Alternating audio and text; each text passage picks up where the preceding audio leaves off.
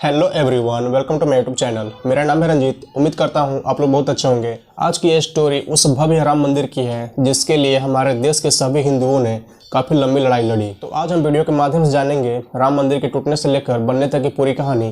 तो आप वीडियो के अंत तक जरूर बने रहिएगा। तो चलिए वीडियो को शुरुआत करते हैं। अयोध्या नगरी कितनी पुरानी है, शायद इसका अंदाजा बहुत लोगों को नहीं होगा। भारतीय वेदों और शास्त्रों में अयोध्या का जिक्र मिलता है और अथर्ववेद में भी इस नगरी का साक्ष्य मिलता है। हमारी मान्यताओं की माने तो अयोध्या नगरी हमेशा से ही श्री राम की जन्मभूमि रही है। अयोध्या का इतिहास तो हमने रामायण में पढ़ा है, लेकिन इतिहास का एक पन्ना विवादित भी है। इस वक्त पूरा भारत श्री राम की मूर्ति की प्राण प्रतिष्ठा को लेकर काफी खुशी में डूबा हुआ है। अधिकतर लोगों को यह लगता है कि यह विवाद मात्र 70 सालों से चलता आ रहा है, लेकिन ऐसा नहीं है। इसकी नींव तो 16वीं सदी में ही रख दी गई थी। अयोध्या का विवाद बाबरी मस्जिद से घिरा हुआ है। इसकी शुरुआत होती है सन 1528 ईस्वी में, जब बाबर अपने सेनापति मीर बाकी को अयोध्या में स्थित राम मंदिर को तोड़कर बाबरी मस्जिद बनाने का आदेश दिया था। इस मस्जिद को मुगल काल में एक महत्वपूर्ण मस्जिद माना जाता था। हालांकि इसे लेकर अभी भी विवाद है कि राम मंदिर को तोड़कर ही बाबरी मस्जिद बनवाया गया था। कई किताबों में इसका जिक्र मिलता है कि मस्जिद के निर्माण में मंदिर की सामग्री का शुरुआत में उपयोग किया गया था। उस वक्त क्या हुआ था, इसके लिए बहुत सारे दावे किए जाते हैं। उस काल में मुगल साम्राज्य भारत में एक बहुत बड़ी शक्ति के रूप में सामने आया था। उसके खिलाफ किसी को भी हिम्मत नहीं थी कि कोई उसके खिलाफ आवाज उठा सके। फिर 300 साल बाद एक विवाद खड़ा हुआ।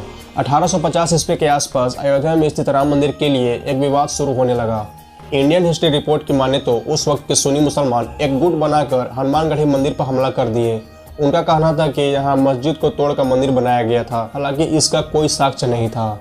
एक रिपोर्ट ये बताती है कि सन 1858 ईस्वी में सिखों की एक ग्रुप ने बाबरी मस्जिद के अंदर घुसकर वहां हवन पूजन किया था। उस वक्त इस घटना के खिलाफ पहली बार FIR दर्ज किया गया था। साल 1859 ईस्वी में अंग्रेजी सरकार इसके बीच एक दीवार खड़ा कर दी, जिससे हिंदू पक्ष और मुस्लिम पक्ष शांति से अलग अलग पूजा और इबादत कर सकें। सुप्रीम कोर्ट ऑब्जर्वर की एक रिपोर्ट ने बताया था कि साल 1885 ईस्वी में पहली बार राम मंदिर विवाद सुप्रीम कोर्ट पहुंचा था। यहाँ पहली बार महंत रघुवीर दास ने राम चबूतरे पर मंदिर बनवाने की याचिका दायर की थी, लेकिन फैजाबाद डिस्ट्रिक्ट मजिस्ट्रेट ने इस याचिका को खारिज कर दिया। इसके बाद भी रघुवीर दास ने हार नहीं मानी और अंग्रेजी सरकार के जज से गुहार लगाई, लेकिन यहाँ भी याचिका को खारिज कर दिया गया और ये मामला यहीं दब गया और अगले 48 साल तक शांति रूप से विरोध करते रहे। साल 1930 ईस्वी में अयोध्या का शुरू होता है नया अध्याय। सबसे पहले साल 1936 ईस्वी में मुसलमानों के दो समुदाय शिया और सुन्नी के बीच लड़ाई हुई। दोनों ही समुदाय बाबरी मस्जिद पर अपना हक जता रहे थे। यह लड़ाई 10 साल तक खींचती चली गई। इस लड़ाई में जज का जो फैसला आया उसमें शिया समुदाय के दावों को खारिज कर दिया गया। हालांकि साल 1947 के बाद अयोध्या की पूरी राजनीति बदल गई, क्योंकि पाकिस्तान भारत से अलग हो गया और अयोध्या में हिंदू महासभा का हस्तक्षेप बढ़ते चला गया। कई किताबों में इस बात का वर्णन है कि साल 1947 का अंत होते होते तक हिंदू महासभा द्वारा एक मीटिंग रखी गई थी, जिसमें बाबरी मस्जिद को कब्जा करने की बात कही गई थी। इसके बाद चुनाव में पहली बार कांग्रेस पार्टी द्वारा राम मंदिर को मुद्दा बनाया गया। कांग्रेस के इस मुद्दे के बाद कोई और पार्टी उनके सामने टिक ही नहीं पाई। कांग्रेस पार्टी लगातार जीते ही चली गई। राम मंदिर के लिए लड़ाई लड़ रहे उन सभी भक्तों को एक आह जगी साल 1949 ईस्वी में, जब उस साल बाबरी मस्जिद में रामलला की मूर्ति मिली। अब तक हालत बहुत ज़्यादा खराब होने लगी थी। यह खबर आने लगी थी कि हिंदू पक्ष ने बाबरी मस्जिद पर कब्जा कर लिया है, लेकिन अब तक ऐसा नहीं हुआ था। वहाँ के हालात को सुधारने के लिए कानूनी सहायता भी ली गई, लेकिन इसका कोई फायदा नहीं हुआ। हिंदू पक्ष मंदिर के अंदर राम जी की मूर्ति को प्रकट होने का दावा करने लगे। इसके बाद हालत इतना गंभीर हो गया कि तत्कालीन प्रधानमंत्री जवाहरलाल नेहरू ने भी इस घटना का संज्ञान लिया। महज 6 दिन के अंदर ही बाबरी मस्जिद पर ताला लगा दिया गया। हिंदू पक्ष लगातार इस बात की दावा कर रहा था कि मस्जिद के अंदर रामलला की मूर्ति प्रकट हुई है, लेकिन दूसरी पक्ष इस बात को खारिज कर दे रहा था। उनका कहना था कि किसी ने रात के अंधेरे में मस्जिद के अंदर आकर राम की मूर्ति रख दी है। मुसलमानों का यह मांग था कि राम की मूर्ति मस्जिद के अंदर से हटा दिया जाए और उस समय के तत्कालीन प्रधानमंत्री जवाहरलाल नेहरू ने भी इस बात को सुना और अयोध्या में स्थित एक IG को पत्र लिखा कि उस मस्जिद के अंदर से राम की मूर्ति को हटा दिया जाए, लेकिन उस IG ने इस बात को मानने से साफ इनकार कर दिया और उन्होंने कहा कि अगर मैंने ऐसा किया तो पूरी अयोध्या हिंसा में तब्दील हो जाएगी। सुप्रीम कोर्ट के आदेश के अनुसार बाबरी मस्जिद के गेट को बंद कर दिया गया था, लेकिन साल 1986 ईस्वी में राजीव गांधी की सरकार ने इस गेट को खुलवा दिया, जिसके बाद दोनों पक्षों के बीच फिर से दंगा भड़क उठी। फिर आता है 6 दिसंबर 1992 का वो दिन जब बाबरी मस्जिद को गिराया गया था। भारत के इतिहास में यह दिन दर्ज है और कार सेवकों ने एक अस्थायी मंदिर की वहां स्थापना कर दी थी।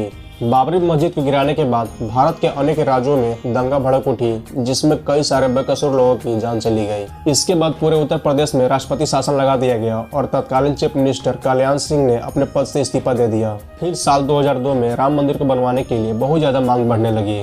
फिर साल 2003 में आर्कियोलॉजिकल सर्वे ऑफ इंडिया ने यह दावा किया कि मस्जिद वाले स्थान पर खुदाई करने के बाद उसके नीचे से मंदिर के साक्ष्य मिले हैं। फिर 30 दिसंबर 2010 ईस्वी को अयोध्या मामले में सुप्रीम कोर्ट का एक ऐतिहासिक फैसला आया। इसके तहत उस जमीन का 1/3 हिस्सा सुन्नी मुसलमान को, 1/3 हिस्सा निर्मोही अखाड़ा को और 1/3 हिस्सा रामलला के विराजमान के लिए दिया जाएगा।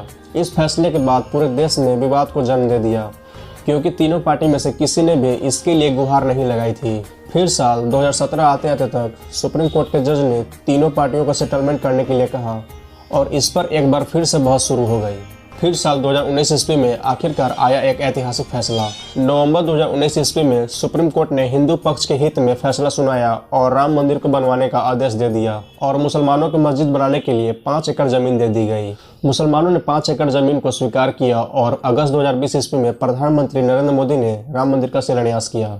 और अब फाइनली 22 जनवरी 2024 ईस्वी को प्रधानमंत्री नरेंद्र मोदी द्वारा रामलला की मूर्ति का प्राण प्रतिष्ठा किया जाना है।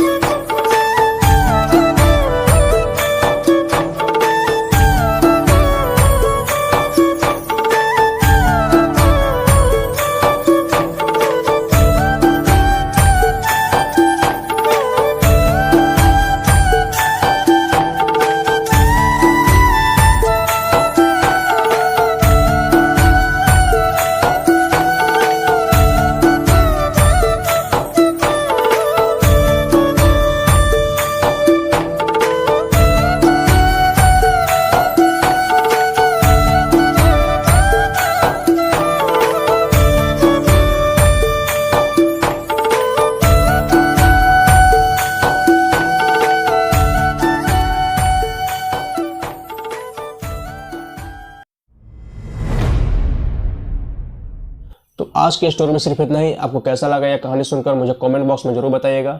साथ ही साथ मेरे वीडियो को लाइक कीजिएगा, शेयर कीजिएगा और मेरे चैनल को सब्सक्राइब कर लीजिएगा। तो मैं आपसे मिलता हूँ नेक्स्ट वीडियो में। Thank you and bye bye.